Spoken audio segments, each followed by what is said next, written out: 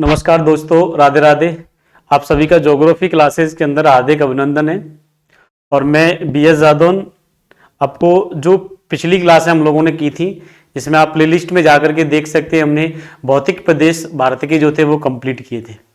Continue मैं वहीं से आगे करूंगा और आज हम लोग नया टॉपिक स्टार्ट करेंगे।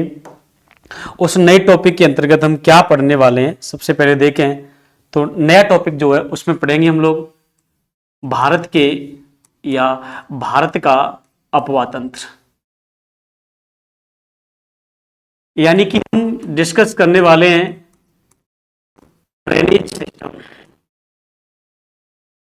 कि जो भारत है उसका ड्रेनेज सिस्टम अपवाह तंत्र क्या है। सबसे पहले हम बात करें कि जो भारत का अपवाह तंत्र है, मेरे प्यारे छात्रों सभी ध्यान से पढ़ेंगे। सबका ध्यान इधर स्क्रीन की तरफ होना चाहिए और जो लोग देख रहे हैं वो इस क्लास को सब्सक्राइब लाइक से जरूर करें। जिन्होंने लाइक नहीं किया वो लाइक करें, दोस्तों तक भेजें कि मैंने फिर से एक बार इसको शुरू कर दिया गया है। अपवाह तंत्र जो है, देखो सबसे पहले बात कर लेते हैं कि भारत का जो अपवाह तंत्र है सामान्यतः उसे टू टाइप्स यानी दो वर्गों में, दो भागों में विभाजित करते हैं। एक को हम लोग कहते हैं जिसे हिमालयी अपवाह तंत्र। कौन सा कहेंगे इसे? हिमालयी अपवाह तंत्र। एक तंत्र को आप लोग कहते हैं जिसका नाम है प्रायद्वीपीय अपवाह तंत्र। कहने का मतलब है इसमें एक वो नदियां शामिल की जाती हैं जिनका उद्गम जो है वो हिमालय से होता है। एक वह नदियां शामिल की जाती हैं जिनका उद्गम प्रायद्वीपीय पठार से होता है। नेक्स्ट अगर हम बात करें कि इनमें क्या डिफरेंस है, क्या अंतर है, तो मैंने कहा सबसे पहला डिफरेंस उद्गम को लेकर के है। जो हिमालयी नदियां हैं इनका उद्गम कहां से होता है, तो आप कहेंगे हिमालय। हिमालय में भी कहां से होगा, तो आप कहेंगे ग्लेशियर यानी कि हिमनद। दूसरी बात हम लोग करें प्रायद्वीपीय नदियों का उद्गम कहां से होता है, तो आप कहेंगे प्रायद्वीपीय नदियों का या तो पठार से होगा, और अगर पठार नहीं है तो प्रायद्वीपीय क्षेत्र में पाए जाने वाले मैदानों से होता है। पहला डिफरेंस दोनों में वो इनके उद्गम को लेकर के है। अगर सेकंड डिफरेंस की बात करें तो दूसरा क्या होगा, जो हिमालयी नदियां हैं अगर मैं इनकी बात करूं तो इन नदियों को वर्षा जल की प्राप्ति कहां से होती है, या मैं सिंपली सी बात कर लूं कि इन नदियों को जो जल की प्राप्ति है वो जल कहां से मिलता है। देखो इन नदियों को जल की प्राप्ति कहां से होगी, तो हिमालयी नदियां जो हैं, सिंपल सी बात याद रखनी है, साधारण सी, भारत में कोई भी नदियां है उसको जल की प्राप्ति एक तो वर्षा जल से होती है, लेकिन दोस्तों जो नदी हिमालय के ग्लेशियर से निकलती है उस नदी को ग्लेशियर के पिघलने से भी जल की प्राप्ति होती है। इधर की बात करें तो ये नदियां जो है इन्हें ओनली फॉर ओनली यानी केवल वर्षा से ही जल मिलेगा।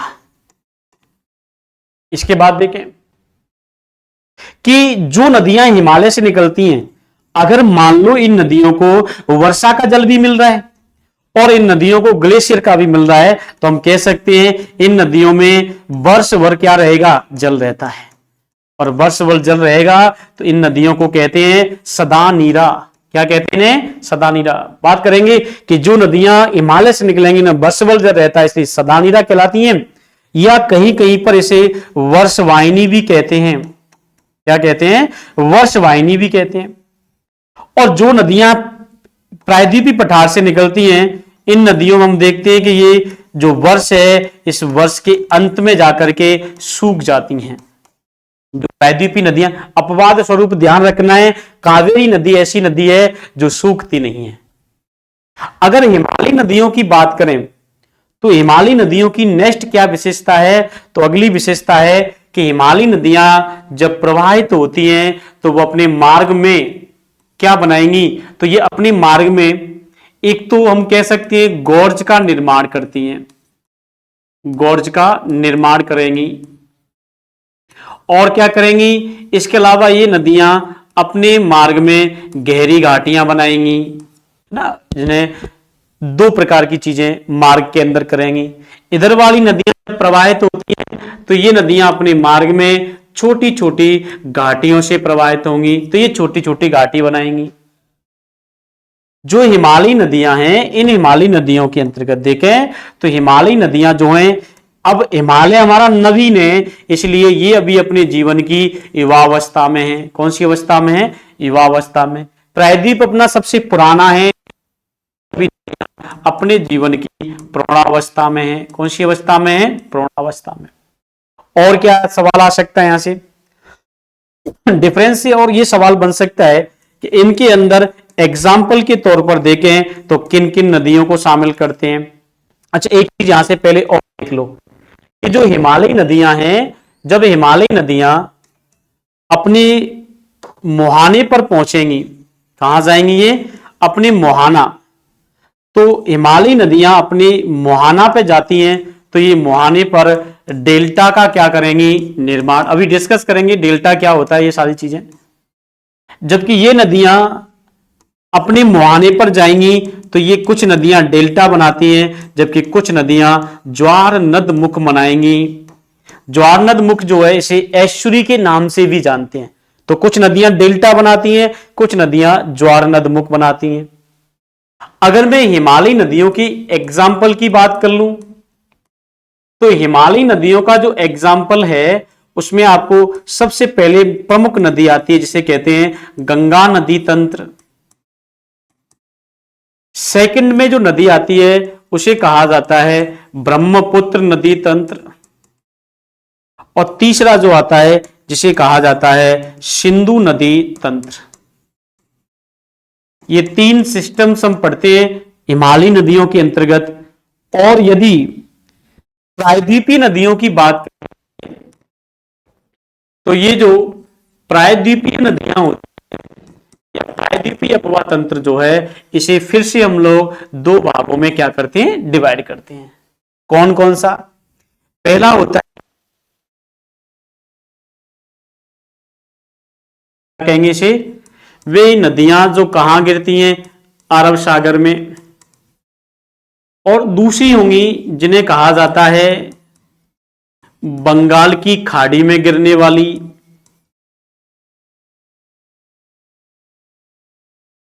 अच्छा, जो नदी अरब सागर में गिरेगी, अगर कभी आपसे पूछ लेता है कि इसकी डायरेक्शंस क्या होगी, तो आप कहेंगे पश्चिम की ओर बहने वाली,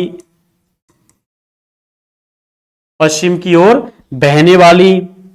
और जो नदी बंगाल की खाड़ी में होगी उसे कहेंगे पूरब की ओर बहने वाली। किधर बहने वाली? पूरब की ओर। देखो, अपवाह तंत्र में दो चीजें, एक वे नदियां जो अरब सागर हिमालय से निकलती हैं, एक प्रायद्वीपीय पठार से।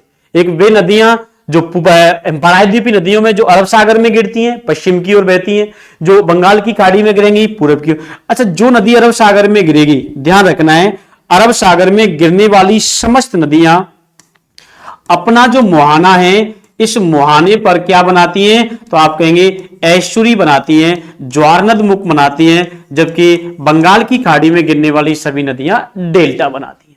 सिंपली सी बात है।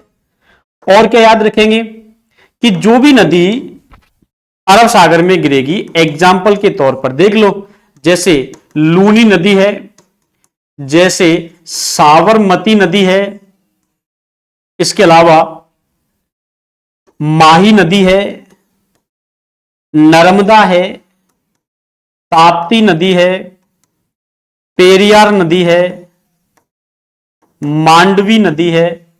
ये सभी नदियां कहीं ना कहीं अरब सागर में जाके गिरती हैं।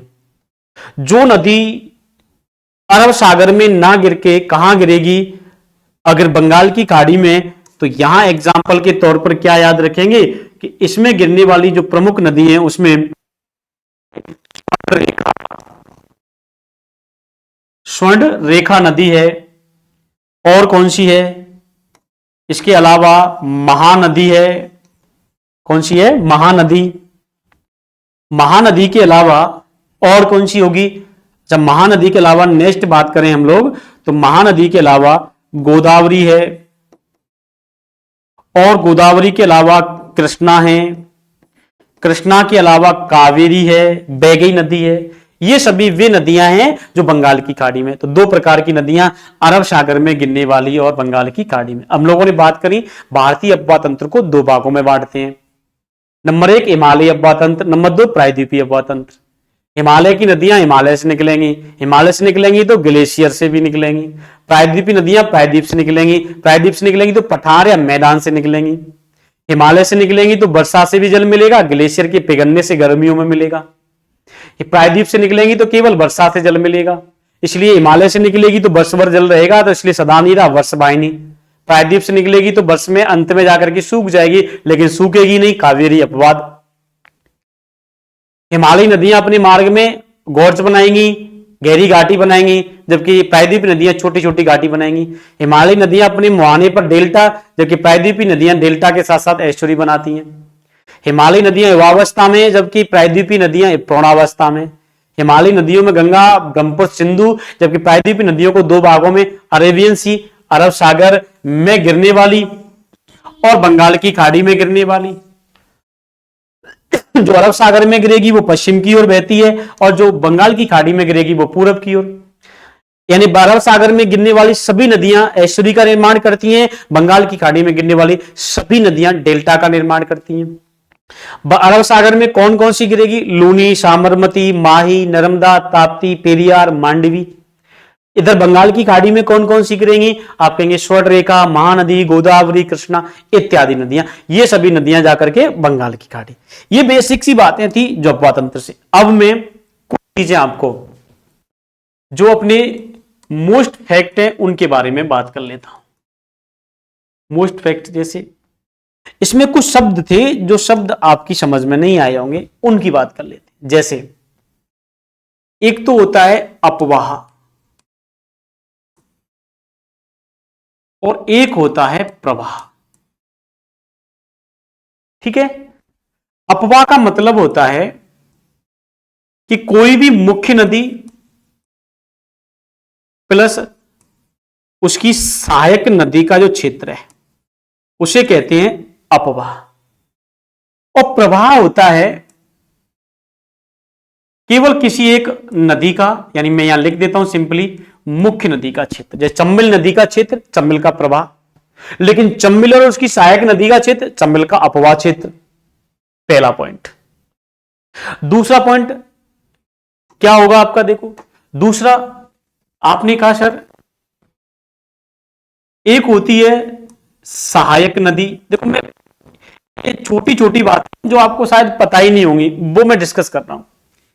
एक होती है वितरिका,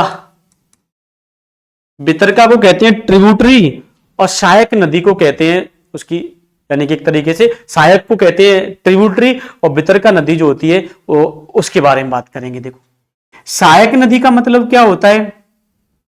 जैसे मैं यहां एक चित्र बनाऊं, ये मान लो कोई मुख्य नदी है और यदि कोई मुख्य नदी में आकर के नदी मिले ये सब, तो इसे कहते हैं ट्रिब्यूटरी। समझ रहे हो चित्र से?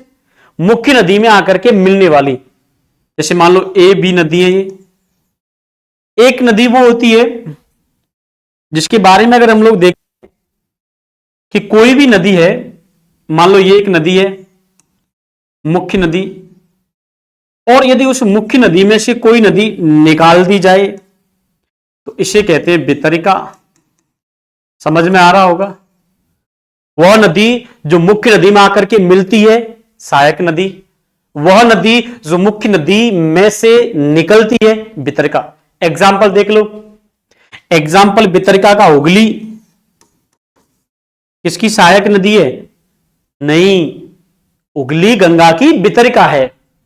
मुख्य नदी में देख लो यमुना, यमुना किसकी सहायक नदी है? आप कहेंगे गंगा की। तो सहायक नदी सपोर्ट जो आकर के जल प्रवाह बढ़ाएगी, जो मुख्य नदी में मिलेगी। वितरिका जो मुख्य नदी में से निकलेगी, जल का डिवाइडेशन करेगी। हुगली, वितरिका, यमुना, सहायक नदी। बेटा ध्यान रखना, वितरिका यूपीपीसीएस सॉरी यूपीएससी के अंदर पीटी में पूछा हुआ सवाल है ये जो मैं यहां लिख रहा हूं, वितरिका। तो वितरिका जो होती है वो मुख्य नदी में से निकलती है, यमुना यानी कि जो मुख्य नदी में आकर के मिलती है। ये दोनों पॉइंट क्लियर हुए होंगे। तीसरा पॉइंट देखो, तीसरे पॉइंट में कौन से याद रखने हैं आपको, देखो एक होता है जिसे कहते हैं बांध, ये बार बार यूज होने वाले शब्द हैं। एक होता है बैराज, आपने बड़ी क्लासें ली होंगी यूट्यूब के माध्यम से, लेकिन मैं इस बात की गारंटी ले रहा हूं इन शब्दों में भी आपको क्लासिफिकेशन नहीं होगा। अभी आपको यह सब नहीं पता होगा कि सहायक क्या है, वितरका क्या है, प्रवाह क्या है, अपवाह क्या है, बांध क्या है, बैराज क्या है, डेल्टा क्या है, एस्चुरी क्या है। क्लास को लेने वाले बहुत सारे स्टूडेंट होंगे, अच्छा जो मुझसे पढ़ा होगा वो तो इसको जानता होगा, क्योंकि मुझे पता है कि छोटी छोटी चीजों से ही बड़ी बड़ी इमारतें बनाई जाती हैं। बड़ी बड़ी चीजों से कभी इमारतें नहीं बनती हैं, छोटी छोटी चीजें जोड़ के इमारतें बनती हैं। तो छोटी छोटी चीजों को जान करके ही हमें ज्ञान रूपी अपनी इमारत का निर्माण करना है। देखो बांध बैराज, बस माइंड में एकदम से ऐसा वर्गीकरण हो कि हाँ यही होता है, कुछ भी पूछ ले, कोई भी पूछ ले। बांध बैराज, अच्छा बांध जो होता है हम कहते हैं कि इसका जो उद्देश्य होता है वो उद्देश्य होता है या तो जल विद्युत या पेयजल सुविधा, है ना। बांध जो होता है वो किसी नदी पर जल को स्टॉक करने का एक माध्यम है। बैराज क्या होता है, बैराज वह होता है, कह सकते हैं हम इसे कि ये बांध का बड़ा स्वरूप है। उद्देश्य इसके भी हो सकते हैं, लेकिन बैराज वही होता है जिससे सिंचाई के लिए, जिससे सिंचाई के लिए नहरें निकाली जाती हैं। जैसे कोटा बैराज, कोटा बैराज को बांध क्यों नहीं कहते हैं, कोटा बैराज को बांध क्यों नहीं कहते हैं, बैराजी क्यों कहते हैं। फरक्का बैराज को बैराजी क्यों कहते हैं, क्योंकि वहां से निकाली गई नहरें हाड़ौती के पठार में जाती हो, ऊपरी और निचली नहर, इसलिए उसे हम लोग कहते हैं बैराज। तो जिस बांध से सिंचाई के लिए नहरें निकाली जाती हैं वही बन जाता है बैराज, और एक होता है बांध। इसके अलावा देखो और शब्द क्या आते हैं आपके एग्जाम में। एक शब्द आता है, जैसे हम बात करेंगे नदियों में, उसे कहते हैं उद्गम, और एक होता है जिसे कहते हैं मुहाना। अब मुहाना मुंह लगता है ना कि मुंह होगा इसका जहां शुरुआत होगी, लेकिन ये उल्टा होता है। उद्गम का मतलब होता है जहां से नदी का स्रोत या जहां से नदी निकलती है, और मुहाना होता है नदी का अंतिम, जहां जाकर के नदी सागर, महासागर या नदी किसी में भी जाके क्या होती है, मिलती है, उसे कहते हैं उसका मुहाना। बात क्लियर। बैराज बांध किसे कहते हैं, उद्गम मुहाना किसे कहते हैं। इसके अलावा लास्ट में हम लोग बात करें, देखो तो लास्ट में हम दो चीजों की बात करेंगे। एक होता है डेल्टा और एक होता है एस्चुरी। एस्चुरी को ही हम लोग कहते हैं ज्वार नद मुख। देखो यहां पे डेल्टा का मतलब क्या है, देखो मान लो ये कोई नदी है, ये इसका उद्गम है और ये इसका मुहाना, और यहां जाकर के ये किसी भी जल वाले पार्ट में मिल जाती है। तो जब ये नदी प्रवाहित होगी तो आपने पढ़ा है कि इस नदी के साथ में कई सारे कंकड़ पत्थर बजरी इत्यादि जाएंगे। इस नदी की स्पीड जो है वो यहां ज्यादा होगी और धीरे धीरे इसकी स्पीड क्या होती जाएगी, कम। जब ये अपने मुहाने पर पहुंचेगी तो अपने साथ बहा करके लाए हुए अवशिष्ट पदार्थों का यहां पे क्या कर देगी, जमाव। और जब यहां पर इसका जमाव हो जाएगा, तो अगर इसका जमाव त्रिभुजाकार आकृति में हो, ऐसी आकृति में हो जाए, त्रिभुजाकार आकृति में हो, तो इसी त्रिभुजाकार आकृति को ग्रीक भाषा में, कौन सी भाषा में, ग्रीक भाषा में डेल्टा कहा जाता है। अब ये ग्रीक भाषा चलती कहां पर है, तो ये चलती है आपके मिस्र में, अफ्रीका। तो ऐसा क्यों कि मिस्र की ग्रीक भाषा का ही नाम दिया गया, क्योंकि इस डेल्टा जो शब्द है या इसकी जो खोज थी वो की गई थी नील नदी पर। किस नदी पर की गई थी, तो नील नदी पर इसकी खोज हुई थी, इसलिए ग्रीक भाषा या ग्रीक भाषा के अंदर त्रिभुजाकार आकृति को डेल्टा कहा जाता है। पहली बात कि जब कोई नदी अपने मुहाने पर जाती है तो वो अपने साथ बहा करके लाए हुए अवशिष्ट पदार्थों का क्या कर देती है, जमाव। बात क्लियर हुई।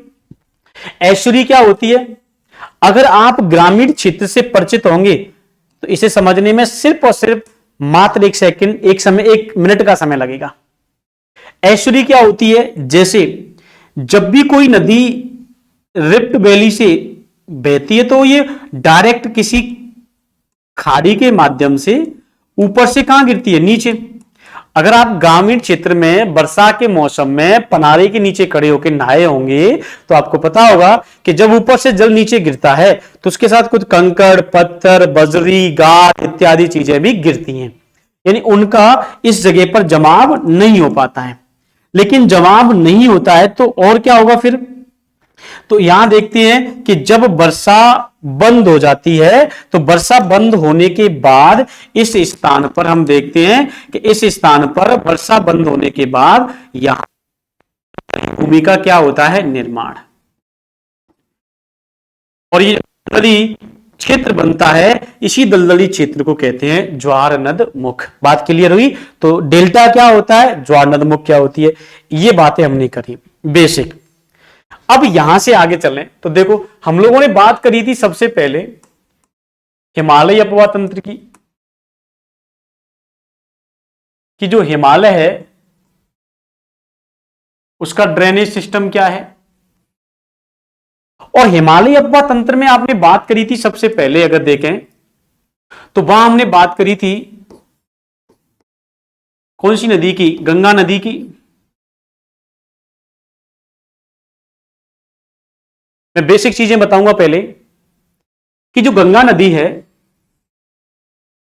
सबसे पहले देखें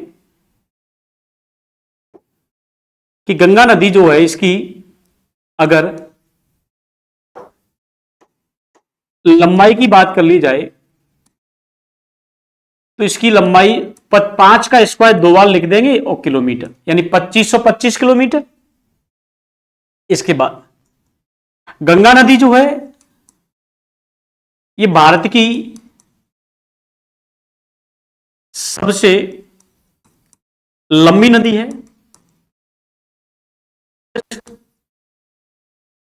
पवित्र नदी है।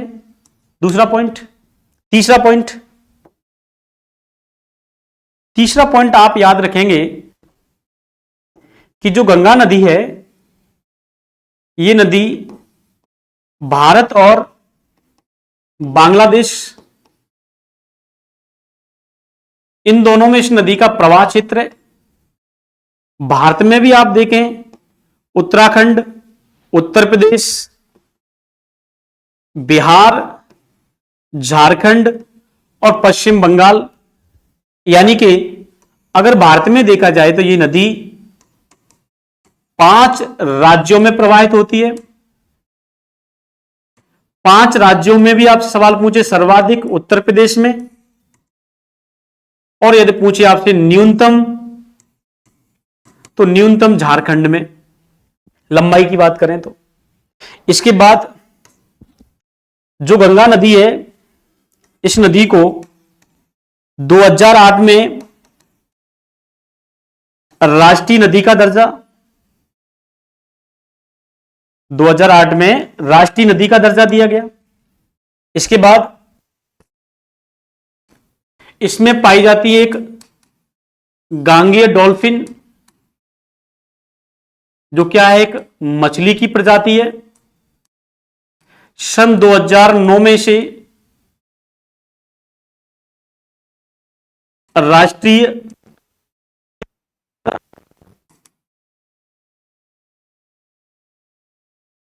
सभी लोग लिखते चल रहे होंगे मेरे हिसाब से और समझते भी चल रहे होंगे। फैक्ट में याद रखने हैं, गांगे डॉल्फिन जो राष्ट्रीय जलीय जीव का दर्जा 2009 में। एक पॉइंट और याद रखेंगे, सन 2017 में गंगा प्लस यमुना नदियों को जीवित नदी का दर्जा दिया गया उत्तराखंड उच्च न्यायालय के द्वारा।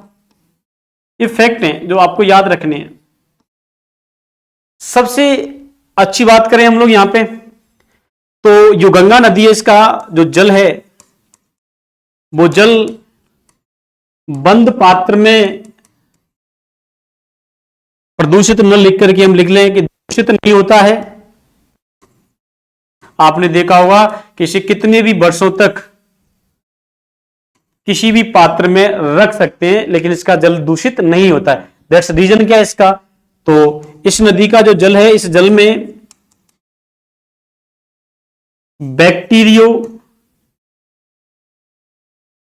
बैक्टीरियोफेज नाम का क्या मिलेगा, बैक्टीरिया पाया जाता है। इस बैक्टीरिया की वजह से इस नदी का जल कभी प्रदूषित नहीं होता है।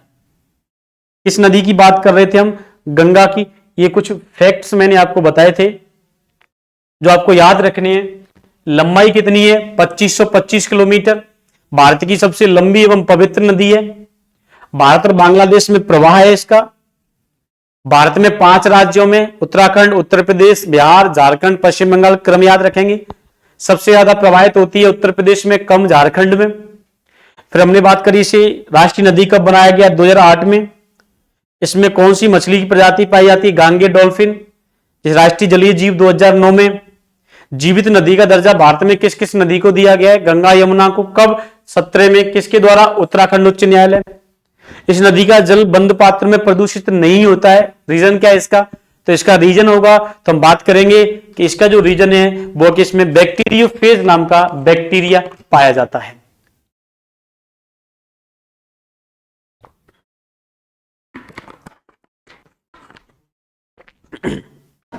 अब देखो यहां से बात करें आगे थोड़ा सा और, तो इसके बाद में हम इस नदी का थोड़ा सा देखते हैं, मैपिंग के आधार पर अध्ययन करते हैं। देखो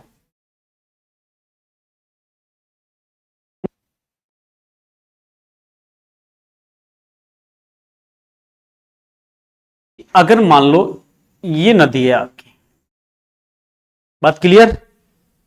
अब क्लियर होगी क्या, इसमें कुछ है ही नहीं अभी तो, है ना, बट हां अब देखेंगे इसमें बहुत कुछ है। सपोज दैट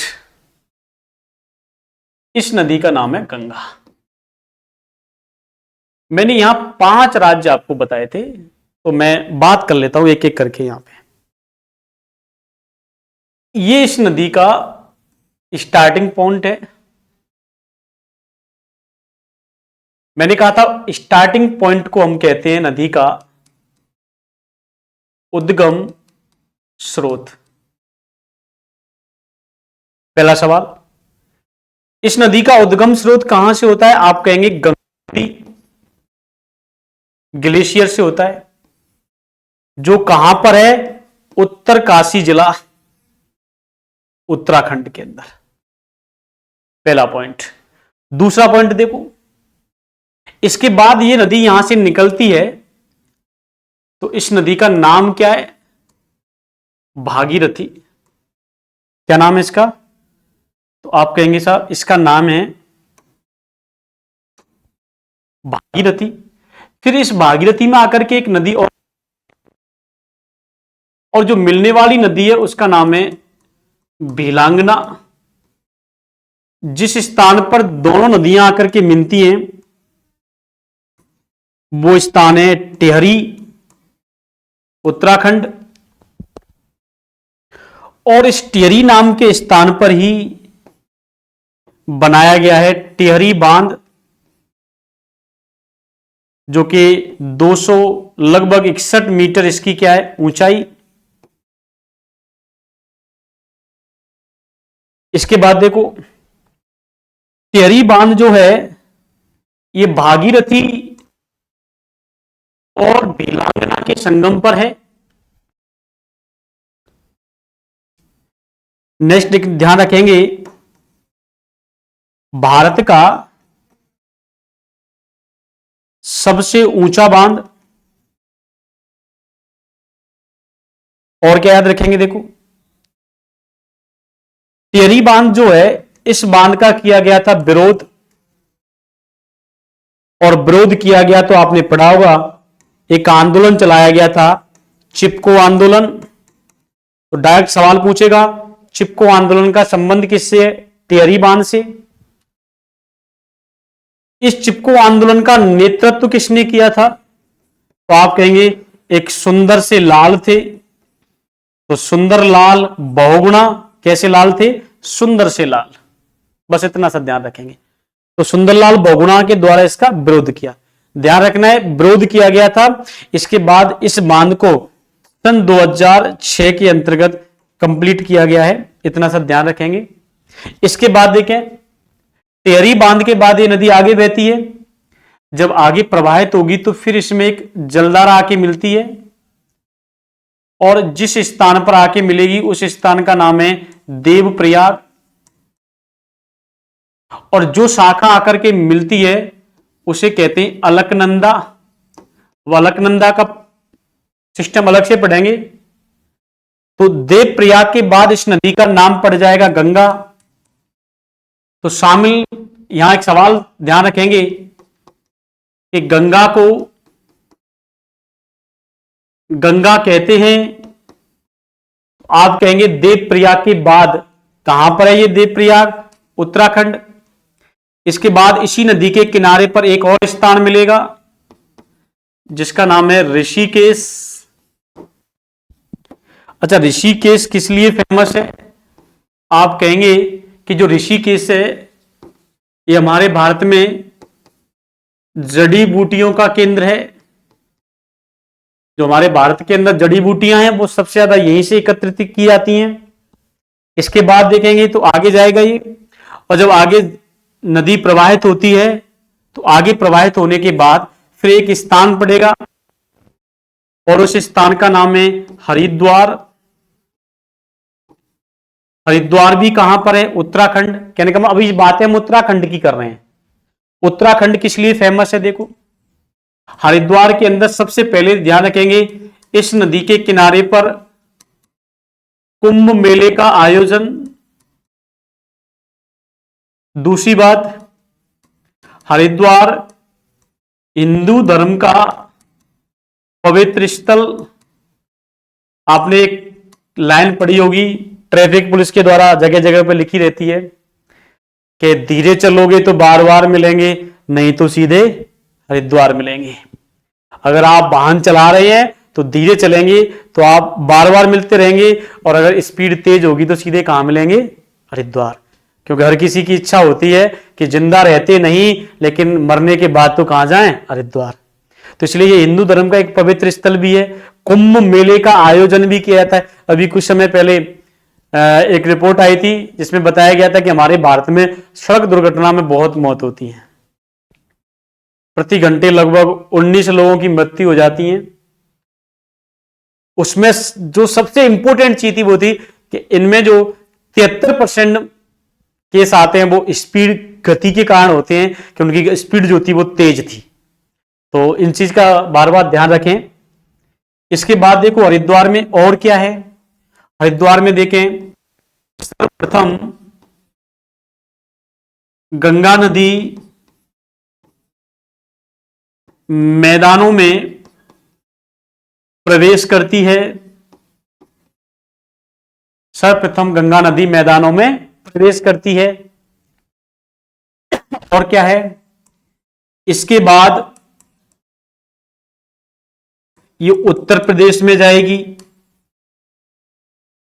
इतनी सी बात है उत्तराखंड में गंगा से लेकर के। देखो एक बार रिवाइज करें। गंगा नदी का उद्गम गंगोत्री ग्लेशियर से होता है। कहां पर है ये? उत्तरकाशी जिला उत्तराखंड। फिर एक स्थान पढ़ा हमने कौन सा? टिहरी। टिहरी कहां पर है? उत्तराखंड में। यहां एक बांध बनाया गया टिहरी बांध, जो 261 मीटर ऊंचा है, भारत का सबसे ऊंचा बांध भी है। ध्यान रखना है इस बांध का निर्माण कंक्रीट के द्वारा किया गया है। और क्या याद रखेंगे? इस बांध का विरोध किया गया था चिपको आंदोलन के द्वारा। किसने चलाया? सुंदरलाल बहुगुणा के नेतृत्व में चलाया गया। अब चिपको आंदोलन, राजस्थान वाले जो लोग देख रहे होंगे उनको याद आना चाहिए तुरंत। चिपको आंदोलन, जोधपुर रियासत, राजा अभय सिंह। क्या था? अच्छा, अमृता बिश्नोई संप्रदाय। और क्या था? अच्छा, चिपको आंदोलन का संबंध खिजड़ी वृक्ष। अच्छा, वहां के राजा ने खेड़ी की कटाई के लिए आदेश, महिलाओं ने विरोध। महिलाएं किसे चिपक गई थी? पेड़ों से। लेकिन राजा क्रूर, क्यों क्रूर? कि उसने महिलाओं समेत किसको कटवा दिया? पेड़ को। आंदोलन का नाम क्या था? चिपको आंदोलन। आज भी वहां क्या है? गांव कौन सा? खिजड़िया। क्या होता है आपको माइंड में आना चाहिए। अच्छा, वहां पे एकमात्र वृक्ष मेला लगता है। इतनी सी बातें याद होंगी, बताओ सवाल रह जाएगा आपका? मैं आपसे पूछ रहा हूं, अगर मैंने ये बातें बताई हैं, इतनी सी बातें याद हो, बताओ एग्जामिनर कहां सवाल पूछेगा? नहीं पूछेगा। इतनी सी बातें याद रखनी। अब देखो इसके बाद भागीरथी और कौन सी, एक सवाल मैं यहां लिख देता हूं, आपको ध्यान नहीं होगा कि ये जो बांध है वो एक तो नदी आपकी भागीरथी और एक है भीलांगना, तो इनके संगम पर है। अगर कभी कभी दोनों में से कोई ऑप्शन नहीं है तो गंगा टिक करेंगे, है ना, ध्यान रखेंगे इतना सा। फिर ये नदी कहां पहुंचेगी? देवप्रयाग, ये उत्तराखंड। इसमें आकर के नदी कौन सी मिलती है? अलकनंदा। इसलिए अलकनंदा और कौन सी नदी मिल गई यहां पे? भागीरथी। तो अलकनंदा और भागीरथी दोनों के मिलने के बाद क्या कहलाएगी? गंगा। इसलिए देवप्रयाग के बाद इसे क्या कहते हैं? गंगा कहते हैं। गंगा कहां जाएगी? फिर ऋषिकेश, किसके लिए फेमस है? जड़ी बूटियों के लिए। फिर कहां जाएगी? हरिद्वार। हरिद्वार कहां पर है? उत्तराखंड में। किस लिए जाना जाता है? एक तो कुंभ मेले का आयोजन होता है, और क्या यहाँ पे हिंदू धर्म का पवित्र स्थल है, और क्या यहाँ पे सर्वप्रथम गंगा नदी मैदानों में प्रवेश करती है, और क्या इसके बाद ये नदी उत्तर प्रदेश में। ध्यान रखना है, मैं यहां आज की क्लास का लास्ट पॉइंट लिखता हूं, फिर यहां से कंटिन्यू कल की क्लास में करेंगे। यहां पे आपको एक जिला मिलेगा जिसका नाम है बिजनौर, और ये बिजनौर जिला जो है वो पड़ता है उत्तर प्रदेश में। इस बिजनौर जिले से इस नदी का उत्तर प्रदेश में क्या हो जाता है? प्रवेश। तो कभी पूछ ले कि ये नदी यूपी में प्रवेश किस जिले से करती है? बिजनौर जिले से। इतनी सी बातें गंगा नदी से संबंधित थी। देखो हम लोगों ने शुरुआत से बात करी थी, पहला स्लाइड देखा था भारत के अपवाह तंत्र को लेकर के। तो आपने कहा भारत के अपवाह तंत्र को दो भागों में बांटा जाता है। एक आप लोगों ने बात करी थी हिमालयी अपवाह तंत्र की, और दूसरा हमने पढ़ा था प्रायद्वीपीय अपवाह तंत्र। देखो रिकॉल करेंगे सभी लोग, यही याद करके जाएंगे, मेरा उद्देश्य यही है। फिर हमने कहा उद्गम कहां से होता है? हिमालय से, यानी ग्लेशियरों से निकलती है। फिर मैंने कहा जल की प्राप्ति कहां से होती है? वर्षा जल और ग्लेशियर। फिर इस नदी को हम लोग, इन नदियों को क्या कहते हैं? सदानीरा, वर्षवाहिनी। प्रायद्वीपीय नदियां कहां से निकलती है? पठार, मैदान से, जल वर्षा जल से। अंत में समय में ये सूख जाती हैं। फिर ये नदियां जो हिमालयी नदियां हैं, यहां हम लोग पढ़ रहे थे कौन सी नदियां? ये हिमालयी हैं। तो हिमालयी नदियां अपने मार्ग में गोर्ज बनाती हैं और साथ ही साथ गहरी घाटियां, जबकि प्रायद्वीपीय नदियां छोटी छोटी घाटियों से प्रवाहित होती हैं। फिर हमने बात करी ये अपने जीवन की युवावस्था में, ये प्रौढ़ावस्था में, ये मुहाने पर डेल्टा का निर्माण, और ये अपने मुहाने पर डेल्टा के साथ एस्चुरी बनाती हैं। फिर हमने बात करी इधर एग्जाम्पल कौन सी नदियों का? तो अगर हिमालयी नदियों का एग्जाम्पल हमने देखा तो हिमालयी नदियों में एग्जाम्पल था गंगा, सिंधु और ब्रह्मपुत्र। और अगर प्रायद्वीपीय नदियों में हमने बात करी तो दो डिवाइडेशन किए, एक अरब सागर में गिरने वाली, एक बंगाल की खाड़ी में। जो अरब सागर में गिरती है वो पश्चिम की ओर बहने वाली, जो बंगाल की खाड़ी में गिरती है वो पूर्व की ओर बहने वाली। इधर हमने बात करी कि कौन सी नदियां इनमें इंपोर्टेंट है। देखो एक लूनी है, एक माही है, नर्मदा है, ताप्ती है, पेरियार है। ये कुछ ऐसी नदियां जो अपने लिए इंपोर्टेंट हैं। बंगाल की खाड़ी में गिरने वाली नदियों में देखा स्वर्णरेखा, महानदी, गोदावरी, कृष्णा, कावेरी। इसके बाद हमने बात करी, ये कुछ फैक्ट्स थे हमारे, उन फैक्ट्स के बारे में देखा। अपवाह किसे कहते हैं? तो मुख्य नदी के साथ सहायक नदी के क्षेत्र को, केवल एक नदी का प्रवाह। सहायक किसे कहते हैं? जो नदी मुख्य नदी में आकर के मिलती है। वितरका किसे कहते हैं? जो मुख्य नदी से निकलती है। बांध किसे कहते हैं? इसका उद्देश्य जल विद्युत तो पेयजल होता है, वाटर रिजर्व जो होते हैं। बैराज क्या होता है? बांध का बड़ा स्वरूप है जिससे सिंचाई के लिए नहरें निकाली जाती हैं। फिर हमने बात करी उद्गम क्या होता है? जहां से नदी का स्रोत हो और जहां नदी जाकर के समाप्त होती है उसे मुहाना कहते हैं। फिर हमने बात करी थी कि जो नदी है उसके अंदर डेल्टा किसे कहते हैं, डेल्टा की खोज किस नदी पर की गई, नील नदी पर। जब अंतिम नदी समय में जाकर के नदी अपने साथ बहा करके लाए गए पदार्थों का त्रिभुजाकार आकृति में जमाव कर देती है तो इसे ग्रीक भाषा में डेल्टा कहा जाता है। फिर हमने बात एस्चुरी क्या है, जब नदी किसी ऊंचाई से नीचे गिरती है तो वो अपने मुहाने पर दलदली भूमि का निर्माण करती है और इसे एस्चुरी के नाम से जानते हैं। फिर हमने गंगा नदी तंत्र स्टार्ट किया आज की क्लास में, लंबाई पड़ी 2525 किलोमीटर। फिर आपने पढ़ा भारत की सबसे लंबी नदी है, पवित्र नदी भी है, भारत और बांग्लादेश के मध्य प्रवाहित होती है, भारत के 5 राज्यों से होके जाती है, उत्तराखंड, उत्तर प्रदेश, बिहार, झारखंड, पश्चिम बंगाल। सबसे ज्यादा उत्तर प्रदेश में, सबसे कम झारखंड में। फिर 2008 में इस नदी को राष्ट्रीय नदी का क्या दिया गया, दर्जा दिया गया। 2009 में इस नदी में पाए जाने वाली गोंगिया डॉल्फिन को कौन सी नदी जीव बनाया, राष्ट्रीय जलीय जीव। इसके बाद 2017 में उत्तराखंड उच्च न्यायालय ने गंगा यमुना को जीवित नदी का क्या दिया गया, दर्जा दिया गया। ये फैक्ट है जो आपको याद रखने हैं। इसका जल बंद पात्र में प्रदूषित नहीं होता है, दैट्स रीजन है इसमें बैक्टीरियोफेज। आज का जो चित्र के माध्यम से हम अध्ययन करेंगे आगे, है ना, इसी तरीके से स्टेट बाय स्टेट। तो पहला स्टेट हमने आज कंप्लीट किया उत्तराखंड। उत्तराखंड में उद्गम गंगोत्री ग्लेशियर उत्तरकाशी से होता है उत्तराखंड में। फिर टेहरी नाम के किस नाम से निकलती है, भागीरथी के नाम से। फिर भागीरथी में आकर के कौन सी मिलेगी, बेलांगना। बेलांगना भागीरथी का संगम कहां पर होगा, टेहरी में। बांध कौन सा, टेहरी बांध, जो कैसा है, कंक्रीट का, भारत का सबसे ऊंचा, ऊंचाई 261 मीटर। फिर हमने बात की इसका विरोध चिपको आंदोलन किसके द्वारा, सुंदरलाल बहुगुणा के द्वारा। फिर हमने बात करी इसके बाद देवप्रयाग में संगम भागीरथी और अलकनंदा का। देवप्रयाग के बाद इसका नाम गंगा पड़ जाता है, गंगा को गंगा के नाम से देवप्रयाग से जानते हैं। फिर ऋषिकेश में जड़ी बूटी एकत्रीकरण। इसके बाद हरिद्वार में सबसे पहले मैदान में प्रवेश, मेला कौन सा, कुंभ मेला। और देन इसके बाद हमने देखा यहां से ये उत्तर प्रदेश में प्रवेश करती है और हरिद्वार तीर्थ स्थल है प्रमुख इसका हिंदुओं का। तो ये मैं बात करता हूं, यहां तक की बातें सभी को क्लियर हुई होंगी। अगर किसी को फिर भी क्लियर नहीं है तो वो कमेंट करके इसमें बोल दे, मैं उसको और बता दूंगा अगली क्लास के माध्यम से। दूसरी बात ध्यान रखेंगे, जिन लोगों ने इस चैनल को सब्सक्राइब नहीं किया वो सब्सक्राइब कर लें, शेयर नहीं किया है वो शेयर कर दें, और जो क्लास देख रहे हैं लेकिन लाइक नहीं किया है वो लाइक करना ना भूलें। आपकी लाइक ही हमारा मोटिवेशन होता है, हम अगली क्लास में और भी बेटर करेंगे। तो सभी को धन्यवाद, नमस्कार, राधे राधे।